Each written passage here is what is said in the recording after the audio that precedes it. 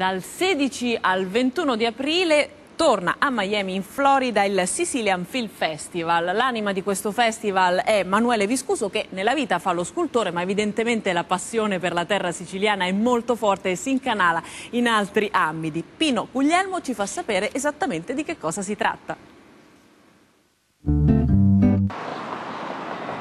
Florida, terra di vacanza per tanti americani, non per Manuele Viscuso, un scultore trapiantato negli Stati Uniti da quanti anni? Vivo qui da 10 anni, ho scelto di venire in Florida perché un artista deve muoversi, deve trovare nuove stimolazioni, deve viaggiare, deve avere delle difficoltà nuove, delle sfide nuove, e qui ci sono. E poi faccio da 6 anni il Sicilian Film Festival. E noi di questo vogliamo parlare.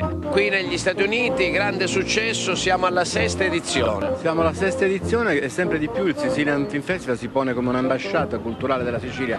Le ambasciate devono essere fuori, non avrebbe senso farlo in Sicilia. Ci sono già importantissimi festival come Taormina in Sicilia, però a Taormina si fanno film di tutto il mondo, invece al Sicilian Film Festival si fanno film siciliani o che parlano da Sicilia o fatti da siciliani anche se non parlano da Sicilia, o in cui comunque c'è qualcosa di siciliano, anche un discendente mezza Hollywood e di origine siciliana.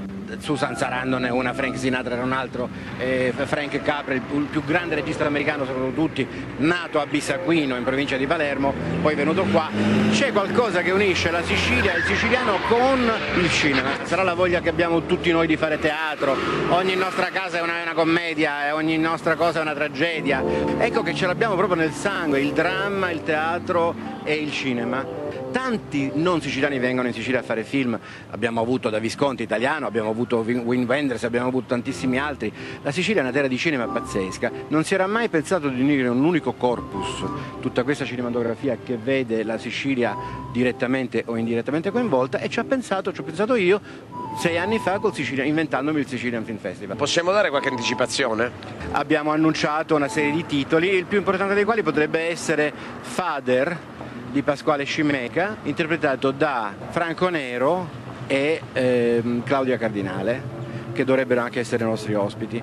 Abbiamo avuto tantissimi altri personaggi, anche meno importanti, ma tutti felici di partecipare a questo festival stranissimo, Sicilian Film Festival in America. Però poi vanno via tutti contenti e tornano. Ora, come ogni domenica, vi aspettate la terza storia.